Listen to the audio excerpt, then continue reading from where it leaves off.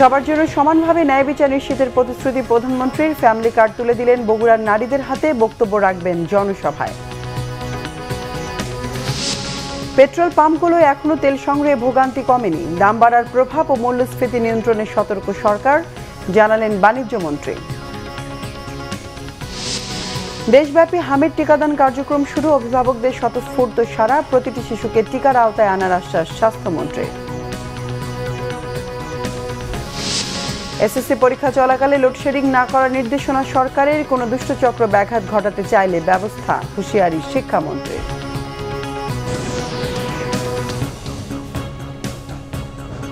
দেখছিলেন crown cement সংবাদ শিরোনাম, এবার বিস্তারিত সংবাদ। দর্শক, বগুড়ার আলতাফুন্নেসা খেলার মাঠে বিএনপি আয়োজিত জনসভায় বক্তব্য রাখছেন প্রধানমন্ত্রী তারেক রহমান। সরাসরি আমরা চলে যাচ্ছি সেখানে। ভোটের অধিকারে বিশ্বাস করে সেই দলগুলো ধীরে ধীরে আন্দোলন গড়ে তুলছিল এবং 2024 সালের 5ই আগস্ট সমগ্র দেশের ছাত্র জনতা সহ সকল নারী পুরুষ সকলে রাজপথে নেমে এসেছিল এবং সেই দিন স্বৈরাচার পালিয়ে যেতে বাধ্য হয়েছিল এই বাংলাদেশ থেকে।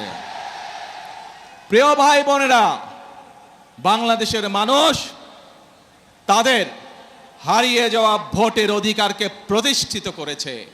বাংলাদেশের মানুষ তাদের কথা বলার অধিকার যা কেড়ে নেওয়া হয়েছিল এক যুগের বেশি সময় ধরে, সেই অধিকারকে আবার বাংলাদেশের মানুষ প্রতিষ্ঠিত করেছে। প্রিয় বগুড়াবাসী, বাংলাদেশের মানুষ দেখেছিল সেই এক যুগ সময় ধরে যখন মানুষের ভোটের অধিকার ছিল না, কথা বলার অধিকার ছিল না, আমরা দেখেছিলাম কিভাবে দেশে কথা বলেছিল উন্নয়নের, কিন্তু উন্নয়নের নাম করে মেগা প্রজেক্টের নাম করে কিভাবে সেদিন মেগা দুর্নীতি করা হয়েছিল। বাংলাদেশ থেকে এই দেশের মানুষের লক্ষ লক্ষ কোটি কোটি টাকা কিভাবে বিদেশে পাচার হয়েছে দেশের মানুষ দেখেছে সেটি। প্রিয় ভাই বোনেরা, বিগত ফেব্রুয়ারি 12 তারিখে এই দেশের মানুষ তাদের ভোটের অধিকারকে প্রয়োগ করেছে।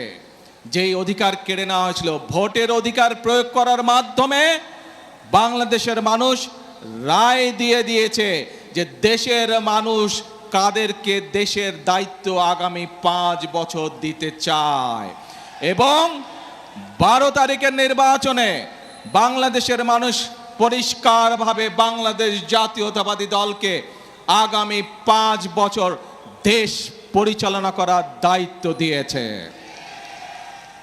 প্রিয় ভাই বোনেরা, নির্বাচন হয়েছে, নির্বাচনের আগে দিয়ে আমরা বলেছিলাম দেশের মানুষকে যে কিভাবে আমরা যদি দায়িত্ব দেয় দেশের মানুষ, তাহলে আমরা কিভাবে দেশ পরিচালনা করব। আজকে এই বগুড়ার গাবতলীতে আমরা ফ্যামিলি কার্ড বিতরণ করে এসেছি। দেশের মানুষের সামনে প্রতিশ্রুতি দিয়েছিলাম যে বিএনপি যদি সরকার গঠন করতে সক্ষম হয় আল্লাহর রহমতে, তাহলে এই দেশের মায়েদেরকে স্বাবলম্বী করার জন্য আমরা ফ্যামিলি কার্ড চালু করব। সেই প্রতিশ্রুতির কাজ, আমরা প্রতিশ্রুতি বাস্তবায়নের কাজ সরকার গঠন করার সাথে সাথে আমরা শুরু করেছি। প্রিয় ভাই বোনেরা, শুধু তাই নয়, এইখানে এই মঞ্চে দাঁড়িয়ে আমি বলেছিলাম আপনাদের এরকম হাজার হাজার মানুষের সামনে আমি বলেছিলাম বিএনপি যদি সরকার গঠন করতে সক্ষম হয় তাহলে আমরা দেশের কৃষক ভাইদের পাশে দাঁড়াবো এবং কৃষক ভাইদেরকে, মা বোনদেরকে যেমন ফ্যামিলি কার্ড দেব, কৃষক ভাইদেরকে আমরা কৃষক কার্ড পৌঁছে দেব। প্রিয় ভাই বোনেরা, সেই কাজেরও বাস্তবায়ন আমরা শুরু করছি পর্যায়ক্রমিকভাবে। শুধু তাই নয়, এই মঞ্চে দাঁড়িয়ে আমি আপনাদের সামনে বলেছিলাম বাংলাদেশ জাতীয়তাবাদী দলের পরিকল্পনা ছিল আমরা যদি সরকার গঠনে সক্ষম হই তাহলে যে সকল কৃষক ভাইদের 10,000 টাকা পর্যন্ত কৃষি ঋণ আছে সেই কৃষি ঋণ সুদ সহ আমরা মওকুফ করব সরকার গঠন করলে। দর্শক, বগুড়ায় বিএনপি আয়োজিত জনসভায় বক্তব্য রাখছেন প্রধানমন্ত্রী তারেক রহমান। এদিকে প্রধানমন্ত্রীর দায়িত্ব গ্রহণের পর প্রথমবারের মতো নিজ জেলা বগুড়া সফরে বিভিন্ন কর্মসূচিতে অংশ নেন তারেক রহমান। ন্যায় বিচারের ক্ষেত্রে প্রধানমন্ত্রী আর একজন সাধারণ নাগরিকের মধ্যে কোনো বিভেদ করা হবে না, বাংলাদেশে এমন বিচার ব্যবস্থা গড়ে তোলার প্রতিশ্রুতি দিয়েছেন তিনি। 5 বছরের মধ্যে দেশের সকল নারীর হাতে ফ্যামিলি কার্ড পৌঁছে দেওয়ার ঘোষণা দিয়েছেন। সোমবার সকাল 6:10 ঢাকার গুলশানের বাসা থেকে সড়ক পথে নিজ জেলা বগুড়ার উদ্দেশ্যে যাত্রা শুরু করেন প্রধানমন্ত্রী তারেক রহমান। সফর সঙ্গী প্রধানমন্ত্রীর সহধর্মিণী ডাক্তার জুবাইদা রহমান এবং প্রধানমন্ত্রী কার্যালয়ের কর্মকর্তারা। বেলা 11টার কিছু আগে বগুড়ায় পৌঁছান তারেক রহমান। সেখান থেকে যান বগুড়া জেলা ও দায়রা জজ আদালতে। 11:15টার দিকে বগুড়া জেলা আইনজীবী সমিতির বহুতল ভবনের নামফলক উন্মোচন করেন। আশা করি ইনশাল্লাহ দ্রুত এই কাজগুলো সম্পন্ন হবে। এরপর বগুড়া সহ 7 জেলার ই-বেইল বন্ড সিস্টেমের উদ্বোধন করেন প্রধানমন্ত্রী। বলেন, বাংলাদেশে ন্যায়ভিত্তিক, আধুনিক এবং কার্যকর বিচার ব্যবস্থা গড়ে তুলবে বিএনপি। আমার কাছে মনে হয় রাষ্ট্রে আইনের শাসনই শেষ কথা নয়, বরং ন্যায় বিচার প্রতিষ্ঠাই হচ্ছে গুরুত্বপূর্ণ। এ কারণেই বর্তমান সরকার রাষ্ট্র এবং সমাজে আইনানুগ ন্যায় বিচার প্রতিষ্ঠা করতে চায়। আমরা এমন এক বাংলাদেশ গড়তে চাই যে বিচার ব্যবস্থায় প্রধানমন্ত্রী কিংবা মন্ত্রী, পুলিশ কর্মকর্তা কিংবা কর্মকর্তা এবং একজন সাধারণ নাগরিকের মধ্যে কোনো তফাৎ থাকবে না। যে বিচার ব্যবস্থা থাকবে সম্পূর্ণ স্বাধীন এবং ন্যায় বিচার প্রতিষ্ঠার অন্যবদ্ধ পাদপীঠ। পরে বগুড়া সিটি কর্পোরেশনের ফলক উন্মোচন করেন প্রধানমন্ত্রী তারেক রহমান। দুপুর 1টার দিকে জিয়াউর রহমান গ্রাম হাসপাতাল পরিদর্শন ও হামরুবেলা টিকাদান কর্মসূচির উদ্বোধন করেন প্রধানমন্ত্রী।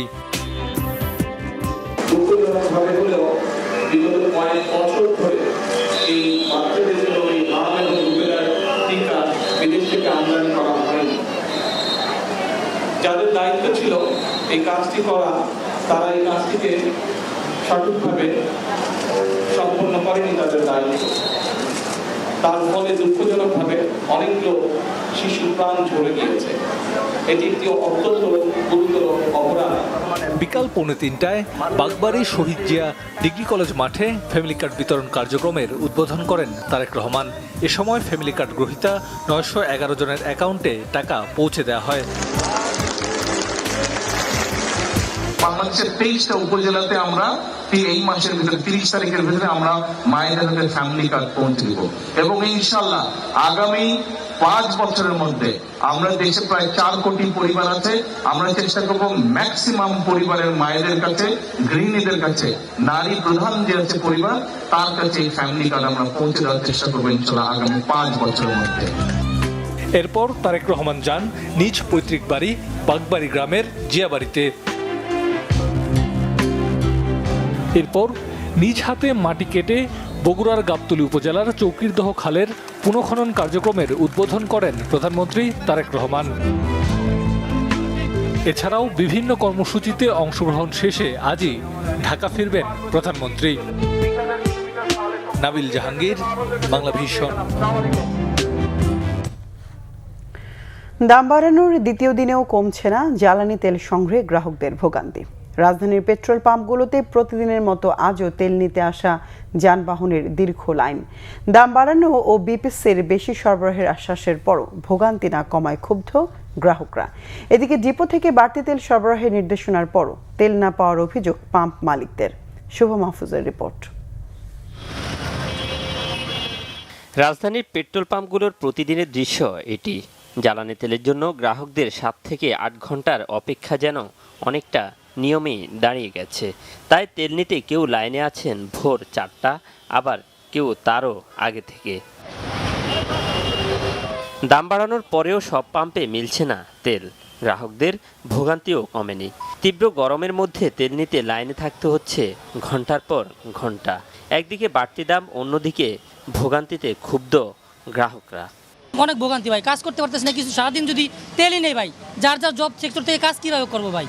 তাহলে তো আমার লাভটা হলো কি ভাই? তাহলে আগে দামে থাকতো, তাহলে আমরা সেল দিয়ে তেল নিতাম। ভোর 4:40 রওনা সিরিয়াল ধরছি হাতিরপুল থেকে, এখন বাজে 12:30। সপ্তাহে 2 বার যদি সিরিয়ালে দাঁড়ান, আপনার কাজ তো দিক দিয়ে নষ্ট হচ্ছে। কর্মকাণ্ড নষ্ট হচ্ছে না স্যার? শিয়াল ধরার পরে যদি ট্যাঙ্কি ফুল করে দিত তাহলে মনে হয় ভালো হতো আর কি।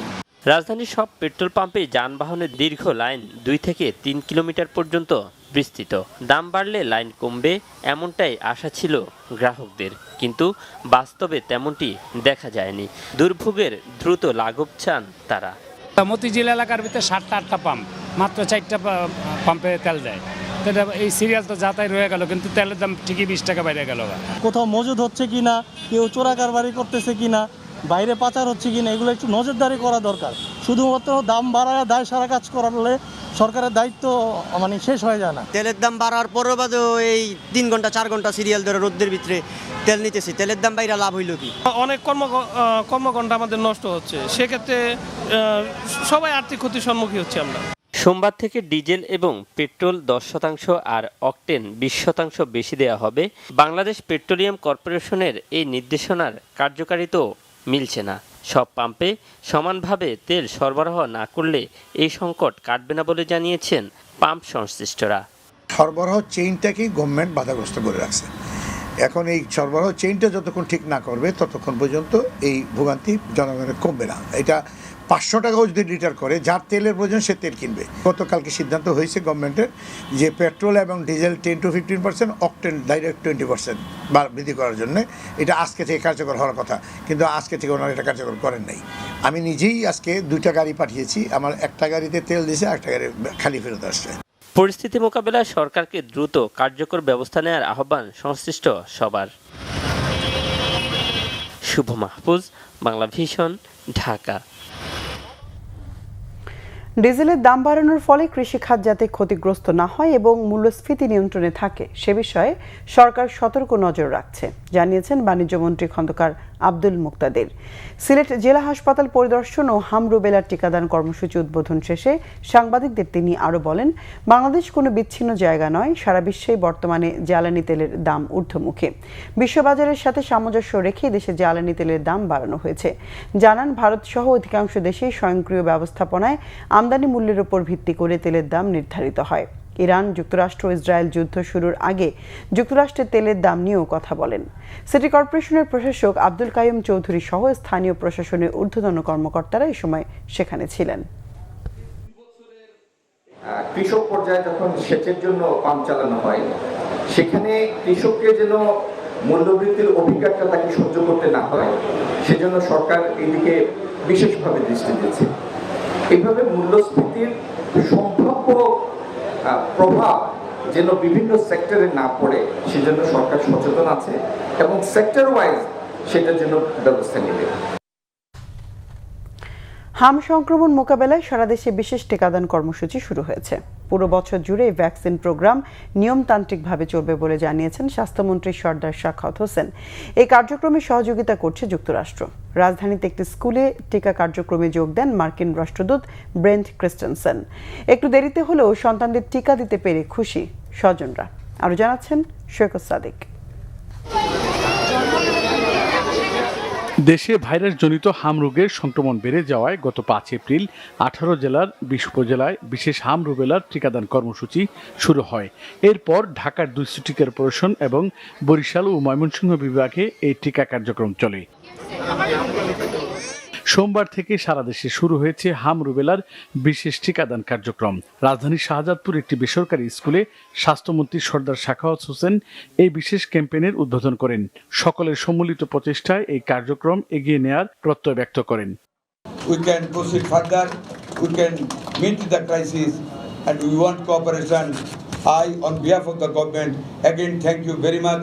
আমরা যখন এই প্রোগ্রামটা স্টার্ট করি, before we start this program, there was a problem with our porters, those who carries the vaccine and the field workers, those who you have mentioned. Alhamdulillah, we have been successfully handled them. বাংলাদেশে হাম মোকাবেলায় সহযোগিতার আশ্বাস দেন মার্কিন রাষ্ট্রদূত। It's a pleasure to be here with you all today at this vaccination site and for this engagement, another sign of the close partnership between the United States and Bangladesh. 6 মাস থেকে 5 বছরের কম বয়সী শিশুদের জন্য এই কার্যক্রম শুরু হয়েছে। একটু দেরিতে হলেও শিশুরা টিকা পাওয়ায় খুশি অভিভাবকরা। এটা তো অনেক মারাত্মক একটা বিষয়, বাচ্চা নিয়ে একটা ইয়ে হবে, সব বাবা মাই চায় যে বাচ্চা সুস্থ থাকুক। আমার মেয়েকে যদি না পাইতাম, যদি হইতো হাম, তাহলে তো আমার খারাপ লাগতেই। টিকা দেওয়ার আগে পর্যন্ত কেন্দ্রে থাকতে হয়, সেই কারণে 4টা পর্যন্ত থাকবে। স্বতঃস্ফূর্তভাবে শিশুদের টিকা কেন্দ্রে নিয়ে আসছেন বাবা মারা।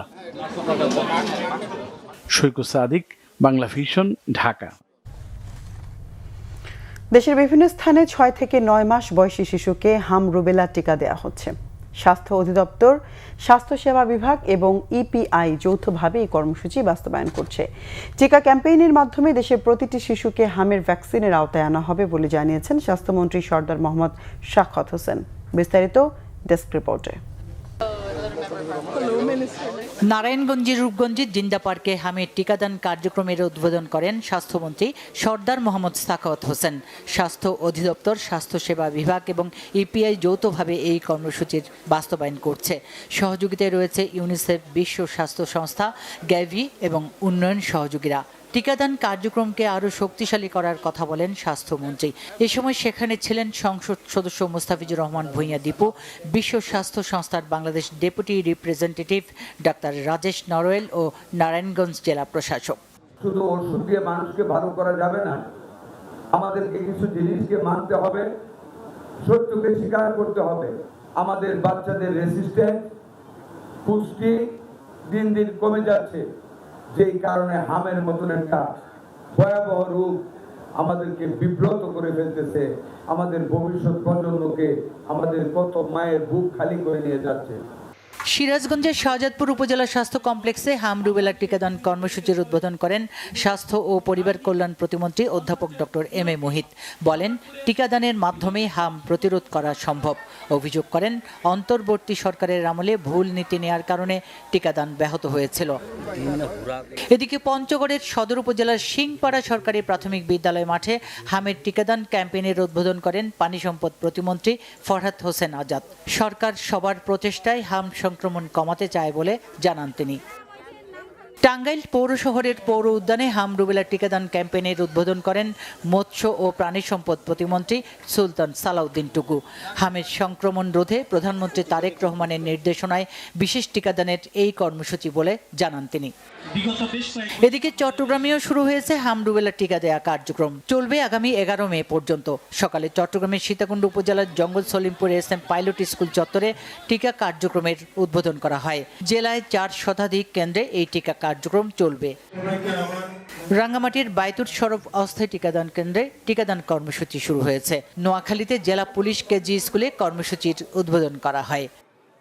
খুলনায় সকালে নগরীর 22 নম্বর ওয়ার্ডে আমিরা বানু স্বাস্থ্য ক্লিনিকে হাম রুবেলা টিকাদান ক্যাম্পেইনের উদ্বোধন করেন কেসিসি প্রশাসক নজরুল ইসলাম মঞ্জু।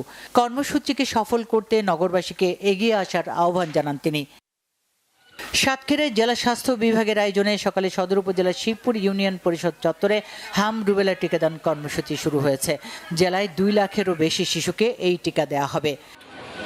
কুড়িগ্রামে হাম রুবেলা টিকাদান ক্যাম্পেইনের উদ্বোধন করা হয়। 10 মে পর্যন্ত টিকাদান কার্যক্রম চলবে বলে জানান সংশ্লিষ্টরা।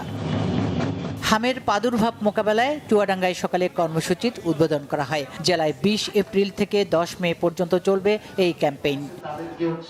মৌলভীবাজারে শুরু হয়েছে জরুরি হাম রুবেলা টিকাদান কর্মসূচি। পৌরসভার টিকাদান কেন্দ্রে এই কার্যক্রমের উদ্বোধন করা হয়। দিনাজপুরের হিলিতে হাকিমপুর পৌরসভা কার্যালয়ের সামনে উপজেলা স্বাস্থ্য কমপ্লেক্সের আয়োজনে হাম রুবেলা টিকাদান কর্মসূচি শুরু হয়েছে। সুচরিতা সূচি, বাংলা ভিশন নিউজ ডেস্ক। কোনো দুষ্টচক্র পরীক্ষার ক্ষতি সাধন করতে চাইলে ব্যবস্থা নেওয়া হবে বলে জানিয়েছেন শিক্ষামন্ত্রী আ.ন.ম এহসানুল হক মিলন। জানান, পরীক্ষার সময় কেন্দ্রে লোডশেডিং না করতে বিদ্যুৎ বিভাগকে অনুরোধ জানানো হয়েছে। অন্যদিকে শিক্ষা উপদেষ্টা মাহাদি আমিন বলেছেন, পরীক্ষা ভীতি দূর করে আনন্দময় শিক্ষা ব্যবস্থা প্রচলন করতে চায় সরকার। জুলাই অভ্যুত্থানে শিক্ষার্থীদের সৃজনশীলতা পরীক্ষায় প্রতিফলিত হবে এমন আশা তার। রিপোর্ট রিশাদ নাসরুল্লাহ। মঙ্গলবার থেকে দেশজুড়ে শুরু হচ্ছে এসএসসি ও সমমানের পরীক্ষা। এবারের পরীক্ষা আয়োজনে সরকারের প্রস্তুতি ও বিভিন্ন বিষয় নিয়ে সোমবার সচিবালয়ে সংবাদ সম্মেলন করে শিক্ষা মন্ত্রণালয়। সংবাদ সম্মেলনে শিক্ষামন্ত্রী বলেন, পরীক্ষার ব্যাপারে কোনো অনিয়ম মেনে নেওয়া হবে না। জানান, পরীক্ষা শেষে 60 দিনের মধ্যেই রেজাল্ট প্রকাশের চেষ্টা থাকবে সরকারের। এবার পরীক্ষাটি যদি কেউ কোনো রকম দুষ্ট চক্র কোনো ক্ষতি সাধন করতে চায় তাদের আইনের আওতায় সোপর্দ করার ব্যবস্থাটি এই আইনে সন্নিবেশিত করা হয়েছে। পাবলিক পরীক্ষা অ্যাক্ট 1980 যেটা রয়েছে সেটাকে আমরা কয়েকদিনের মধ্যেই এটা ল মিনিস্ট্রিতে ভেরিংয়ের জন্য আছে, এটা আমাদের হয়ে যাচ্ছে। অর্থাৎ ওইটাতে মানে 1980 অ্যাক্টে ডিজিটাল ক্রাইমের কথা ছিল না, সেগুলি ইনক্লুড করা হয়েছে। পরীক্ষার সময় বিদ্যুৎ থাকতে হবে এই ব্যবস্থাটি আমরা যথোপযুক্ত কর্তৃপক্ষকে আমরা চিঠি দিয়ে আবেদন করেছি। ব্রিফিং উপদেষ্টা মাহাদি আমিন বলেন, এবারের এসএসসি পরীক্ষার্থীদের শিক্ষা জীবনে করোনা ও জুলাই আন্দোলনের প্রভাবের বিষয়টি সরকারের বিবেচনা রয়েছে, তাই পরীক্ষা কেন্দ্রগুলো শিক্ষার্থী বান্ধব রাখার বিষয়টি নিশ্চিত করার নির্দেশনা রয়েছে। ছাত্রছাত্রীদের মন থেকে পরীক্ষা ভীতি নামক শব্দটি দূর করতে চায়, সাথে সাথে সম্মানিত অভিভাবকদেরও আশ্বস্ত করতে চায় যে আপনারা আপনাদের সন্তানদের নিয়ে অকারণে আতঙ্কিত হবে না। এবারের এসএসসি পরীক্ষা তাদের জীবনের প্রথম এবং পূর্ণ সিলেবাসের পাবলিক পরীক্ষা, সে কারণে পরীক্ষার হল যেন পরীক্ষার্থী বান্ধব হয়ে ওঠে সেটি নিশ্চিত করতে সংশ্লিষ্ট সকলকে প্রয়োজনীয় নির্দেশনা দেওয়া হয়েছে।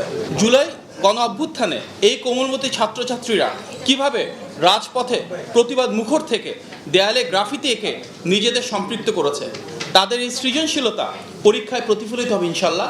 তাদের একটি স্বনির্ভর এবং সুন্দর ভবিষ্যৎই আমাদের সবার কামনা। সময়োপযোগী শিক্ষা ব্যবস্থা চালুর পাশাপাশি সঠিক মূল্যায়ন থেকে পরীক্ষার্থীরা যেন বঞ্চিত না হয় সে ব্যাপারে অগ্রাধিকার সরকারের। সবাইকে অনেক ধন্যবাদ। রিশাদ নাসরুল্লাহ, বাংলা ভিশন, ঢাকা। রাজধানীর আগারগাঁয়ের মুক্তিযুদ্ধ জাদুঘর পরিদর্শন করেছেন মুক্তিযুদ্ধ বিষয়ক মন্ত্রী আজম খান এবং প্রতিমন্ত্রী ইশরাক হোসেন। দুপুরে তারা জাদুঘর প্রাঙ্গণে গেলে জাদুঘরের ট্রাস্টি ও সংশ্লিষ্ট কর্মকর্তারা তাদের উষ্ণ অভ্যর্থনা জানান।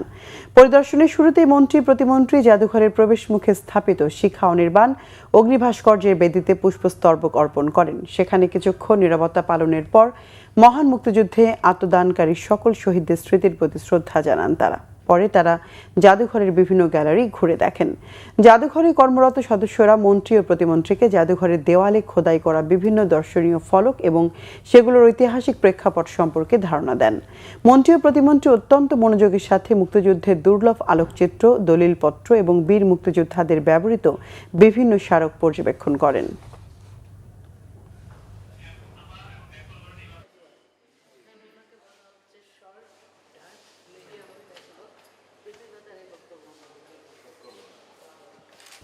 মেহেরপুরের গাংনীতে সাহারবাটি গ্রাম বিএনপির সহসভাপতি মুকুল হোসেনকে গুলি করেছে দুর্বৃত্তরা। তার বুকে ও পিঠে 5টি গুলি করা হয়েছে। কাথলি সড়কের সাহারবাটি ও ভাটপাড়ার মাঝামাঝি কাশেম মোড় এলাকায় ভোর 5টার দিকে এই ঘটনাটি ঘটে। স্থানীয়রা তাকে মুমূর্ষু অবস্থায় প্রথমে গাংনী উপজেলা স্বাস্থ্য কমপ্লেক্সে নিয়ে যায়, পরে সেখান থেকে উন্নত চিকিৎসার জন্য নেওয়া হয় কুষ্টিয়া মেডিকেল কলেজ হাসপাতালে। ঘটনাস্থল ঘুরে দেখেছে পুলিশ। সেখান থেকে উদ্ধার করা হয়েছে 4টি গুলির খোসা। এলাকায় অতিরিক্ত পুলিশ মোতায়েন করা হয়েছে। স্থানীয়রা জানায় মুকুল হোসেনের ওপর এর আগেও 2 দফায় হামলা হয়েছে। স্থানীয় রাজনৈতিক বিরোধের কারণে এই ঘটনা হয়েছে বলে ধারণা করা হচ্ছে। সারা দেশের আরো কিছু খবর নিয়ে দেখুন একটি ডেস্ক রিপোর্ট। মুন্সিগঞ্জ জেলার জ্বালানি তেলের চাহিদা, মজুদ, আমদানি এবং সরবরাহ পরিস্থিতি নিয়ে সংবাদ সম্মেলন করেছেন জেলা প্রশাসক সৈয়দা নূর মহলা আশরাফি। জেলা প্রশাসক কার্যালয়ের সম্মেলন কক্ষে এ সময় উপস্থিত ছিলেন পুলিশ সুপার মোহাম্মদ মেনহাজুল আলম, অতিরিক্ত জেলা ম্যাজিস্ট্রেট মোহাম্মদ রেজাউল করিম সহ সংশ্লিষ্টরা। বর্ষায় জলাবদ্ধতা নিয়ন্ত্রণে রাখতে চট্টগ্রাম সিটি কর্পোরেশন নগর জুড়ে খাল, নালা পরিষ্কার কার্যক্রম জোরদারের অংশ হিসেবে নগরীর চকবাজার এলাকায় চটেশ্বরী খাল পরিষ্কার ও মাটি উত্তোলন করা হয়েছে। গত বছরের ধারাবাহিকতায় এবারও নগরীর প্রায় 1600 কিলোমিটার ড্রেন পরিষ্কারের উদ্যোগ নিয়েছে সিটি কর্পোরেশন। কেরানীগঞ্জে পল্লী অঞ্চলে পানি সরবরাহ বিষয়ে স্থানীয় পর্যায়ের কর্মশালা হয়েছে। বাস্তবায়ন পরিবীক্ষণ ও মূল্যায়ন বিভাগ এবং কনসালটেন্সি ফর সাস্টেইনেবল ডেভেলপমেন্ট এই কর্মশালা আয়োজন করে। সহযোগিতায় ছিল কেরানীগঞ্জ জনস্বাস্থ্য প্রকৌশল অধিদপ্তর। সভাপতিত্ব করেন উপজেলা নির্বাহী কর্মকর্তা মোহাম্মদ উমর ফারুক। প্রধান অতিথি হিসেবে ভার্চুয়ালি যুক্ত ছিলেন পরিকল্পনা মন্ত্রণালয়ের মহাপরিচালক ডক্টর মোহাম্মদ আল আমিন সরকার। চাঁপাইনবাবগঞ্জে সরকারের খাদ্যবান্ধব কর্মসূচির নামে প্রতারণার অভিযোগ উঠেছে একটি প্রতিষ্ঠানের বিরুদ্ধে। জেলা প্রেস ক্লাবে সংবাদ সম্মেলনে এমন অভিযোগ করেন ধাইনগর ইউনিয়ন পরিষদের chairman Abdul Latif. Messrs Maskura traders নামের প্রতিষ্ঠানটি প্রায় 20,000 অসহায় ও দুস্থ মানুষকে প্রতারণার ফাঁদে ফেলেছে বলে অভিযোগ করা হয়েছে। ঝিনাইদহে মেধাবী শিক্ষার্থী ও অসহায় দুস্থ রোগীদের আর্থিক সহায়তা দেওয়া হয়েছে। জেলা পরিষদ কার্যালয়ের সম্মেলন কক্ষে এসব চেক বিতরণ করেন জেলা পরিষদের প্রশাসক অ্যাডভোকেট MA মজিদ। বিভিন্ন উপজেলার অসহায় দুস্থ রোগীদের চিকিৎসার জন্য 2,53,000 টাকা সহ 27 উপকারভোগীর মাঝে 25,98,250 টাকার চেক বিতরণ করা হয়েছে। সিরাজুম শুভ, বাংলা ভিশন, নিউজ ডেস্ক। দর্শক, এ ছিল এখনকার মতো। পরের সংবাদ দেখার আমন্ত্রণ রইল। সঙ্গে থাকায় ধন্যবাদ।